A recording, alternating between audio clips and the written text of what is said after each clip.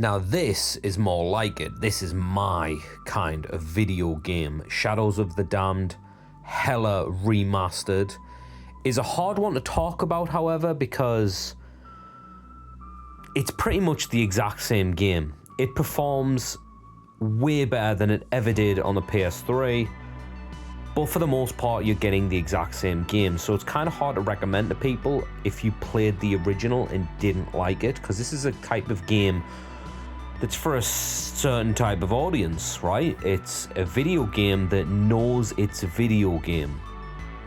It's very much in the vein of a Resident Evil 4, but even more B-movie, grindhouse, very cheesy, far too many dick jokes. Like, they really run that joke into the ground, but it's sort of silly and it's kind of funny at times.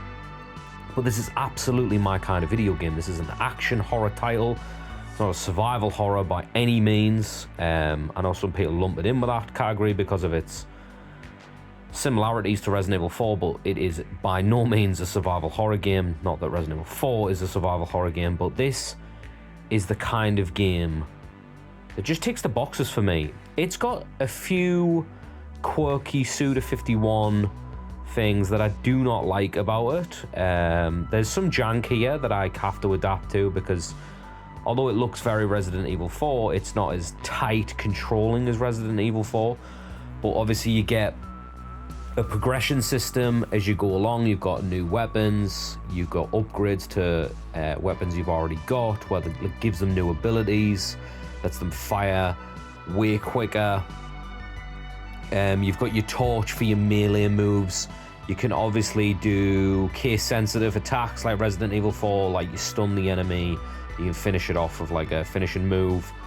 It's very Resident Evil 4, and why wouldn't it be, right? Shinji Mikami is a producer on this game. He is. But like I said, it's hard to recommend if you didn't already like it, right? If you haven't played Shadows of the Damned. Now this is a bit of a different story, because if this is your first time playing this game, just understand what you're getting into here. It's an arcadey horror action game with some jank, some arcade style gameplay. It's not meant to be a AAA experience. This isn't like high art. It's definitely not gonna win any awards for its acting and things like that, but you will come away with a memorable adventure. It's got good set pieces, a lot of bosses, but they're not annoying. They're very easy to deal with. It's just like the borderline a different kind of enemy to deal with, but there's only ever one of them. Some bosses might repeat. Well, mini bosses might repeat, I should say, because they're not really bosses. You know when you've killed a boss because you get a new upgrade, whether that's an upgrade to an existing weapon or you get a new weapon. 3 different difficulties to pick from. But yeah, I've played this enough back in the day. I actually went for the platinum back in the day, and I remember not getting it because if I'm not mistaken, the trophies don't stack for the difficulties. So like, I beat the game on normal, beat it on hard, and then when I went to check my trophy list, I was missing like easy, and it was like, what? I've got to go through the game again. That really ticked me off, and I was like, you know what? Screw the plat. I'm not even going to bother getting it. And if I'm not mistaken, I'm pretty sure this version does the exact same thing. So hell, if you want to go for, if you're going for those trophies, you're going for those achievements, start on easy, I guess, because you're gonna have to work your way through it anyway, or start on hard and then it's gonna be easier as you go. I don't know, but if it doesn't stack, I don't know, think of a way to do it that suits your play style. You'll get tons of practice, I guess, on level design and whatnot if you start on easy and move your way to hard. But yeah, it's a game about a dude, Garcia Hotspur. He's looking for his girlfriend. She's been taken by some demon called Fleming, and you've got to watch her die over and over and over again. Sometimes she's chasing you like Evil Dead style. Honestly, the Evil Dead movies, heavy inspiration for this kind of game. It's that kind of thing where it's like, it's a horror, but it's like, it doesn't take itself so seriously. It has some fun with it. That's exactly what this game is as a video game. But it also knows it's a video game. It never ever shies away from that. It's not trying to hold your hand. It's not trying to make you do these walking, talking sections. There's nothing like that. It's pure gameplay from start to finish. I could have done without the side-scrolling shooting sections. I really cannot stand them near the end of the game.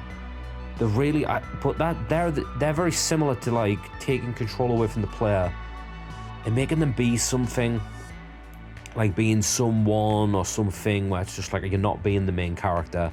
And I get why they do it. It's for some variety in the gameplay, but it's just like I've never liked that kind of thing. And this is like a massive problem with Shadows of the Damned, because the bit that it makes you do instead of just playing the regular game is just kind of like, what am I doing? It's so lame. It looks lame, but it's that Suda51 quirkiness that you've got to kind of put up with. The music is done by Akira Yamaoka, the guy that does the Silent Hill. He does all the sound effects too, so while you're playing it, you can't help but think of Silent Hill the whole damn time. You'll be solving some environment puzzles, like going in and out of like this dark realm, hit switches, or shoot switches I should say, that opens doors and lets you move ahead. It's very rinse and repeat in that regard, but it's a solid, really good experience of a game. I had a ton of fun with this game. I haven't played it in a long time. I mean, I haven't played it since the PS3. I know it's back compat on the Xbox, but I've never had the 360 disc, so this has like made me play through the Xbox version of the game. Yeah, it delivers, man. I can recommend it if you're a fan of the game. It's £20 here. I'm guessing it's like $25 in America. It's nothing. That's cheap, and this game is a ton of fun. If this is the kind of game you like as well, if you like Resident Evil 4, highly recommend playing Shadows of the Damned. But if you didn't like it the first time, there's nothing for you here. They have not changed a damn thing. It just performs better than the original. The best way to play it. And what more can you ask for, right? As a fan of the game, that's all I really needed. But yeah, if you're new here, subscribe. If you like these kind of games, this is exactly where you need to be. But yeah, let me know down below how Shadows of the Damned is for you, whether you like it, if you plan on getting it. But yeah, that's all I got, people. I'll catch you later.